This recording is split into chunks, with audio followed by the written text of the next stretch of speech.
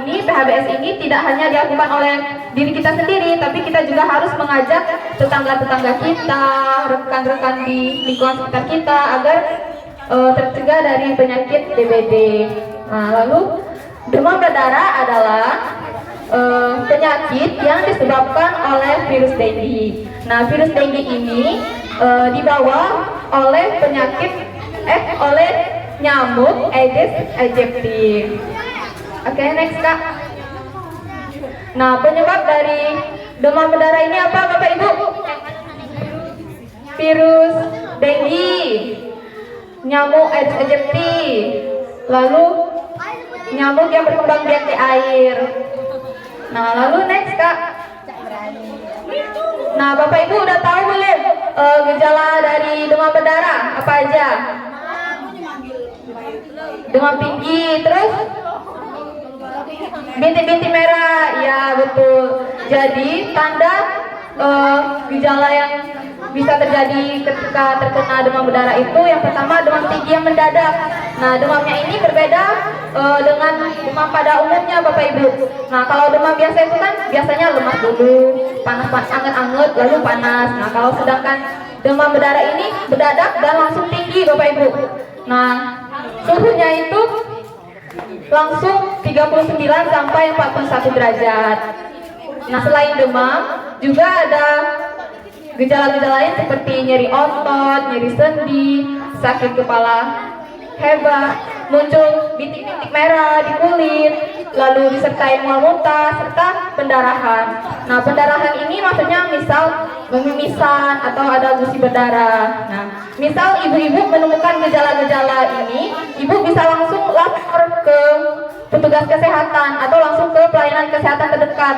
Nah, jika demam berdarah ini tidak langsung diatasi, ini sangat beresiko.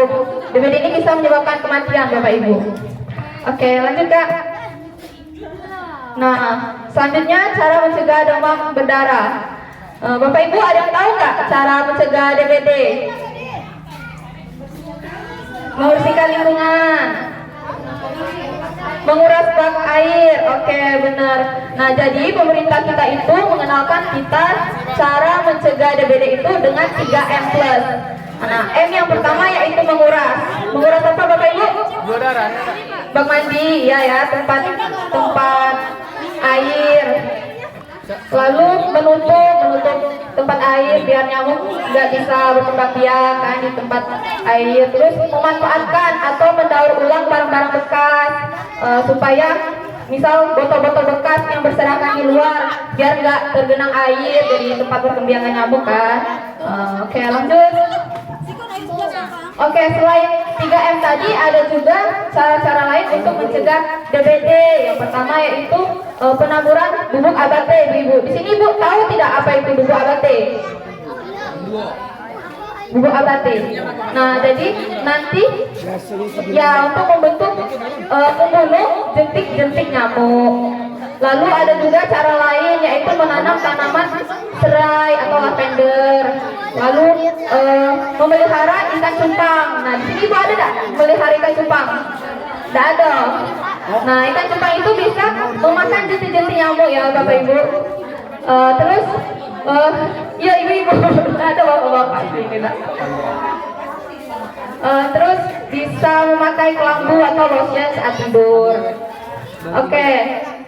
Ibu-ibu di sini tahu tidak tempat favorit nyamuk itu di mana? Air yang menggenang, iya. Oke, yang pertama seperti bak mandi atau ember penampung air. Terus yang kedua tempat minum hewan peliharaan. Nah, misalnya tempat minum burung, tempat minum kucing. Nah, itu kalau sering diganti ya Bu ya, jangan sampai nyamuk-nyamuk tersebut tergenang di air tersebut. Lalu kulkas. Nah, di kulkas kan ada kan tatakan di belakangnya tuh ibu-ibu. Nah, jadi itu sering dibuang ya Bu ya, jangan sampai jadi sarang nyamuk. Lalu kaleng botol atau wadah bekas yang menampung air itu sebaiknya dimanfaatkan atau didaur ulang, jangan sampai berserakan jadi tempat nyamuk. Lalu ada tempat wudhu atau gentong air dan bekas dan selokan yang menggenang. Next, Kak. Benar tidak usah pakai simbolis. Nah, selanjutnya itu peran kita sebagai masyarakat untuk mencegah DBD, yaitu gotong royong. Ibu-ibu di sini sering gotong royong tidak? Sering. Nah, bagus ya Bapak Ibu. Terus menjadi kader jentik atau relawan lingkungan. Nah, jadi Ibu kalau paham tentang cara pencegahan DBD bisa memberitahu atau memberikan informasi kepada keluarganya yang belum tahu cara pencegahan DBD untuk mewaspadai perkembangbiakan nyamuk Aedes aegypti. Lalu melaporkan kasus demam yang mencurigakan kepada petugas kesehatan. Nah, misalnya tadi kan ada gejala-gejala DBD tadi, demam tinggi, muncul bintik-bintik merah. Terus apalagi Bapak Ibu? Mual muntah, sakit kepala. Nah, kalau menemukan kasus demam tersebut, langsung saja langsung ke petugas kesehatan. Yuk, selanjutnya mengedukasi tetangga dan keluarga. Oke, next. Nah, ada juga beberapa kebiasaan nih Bapak Ibu yang tanpa kita sadari menyebabkan nyamuk itu suka berkembang biak di lingkungan kita. Yang pertama apa Bapak Ibu? Menjemur baju, menggantung baju pakaian ya di rumah. Nah, jadi nyamuk itu senang sekali di gantung-gantungan baju. Nah, iya di hordeng. Nah, jadi mulai sekarang ibu-ibu kalau misal bajunya udah kering bersih itu lebih baik disimpan dalam lemari ya Bang ya.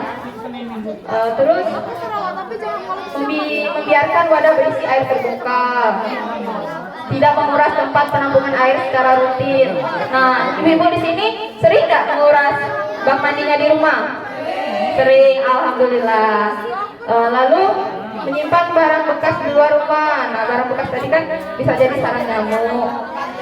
Tidak membersihkan tata air dan saluran air, membuang sampah sembarangan. Oke, next. Nah, selanjutnya yaitu bubuk abate.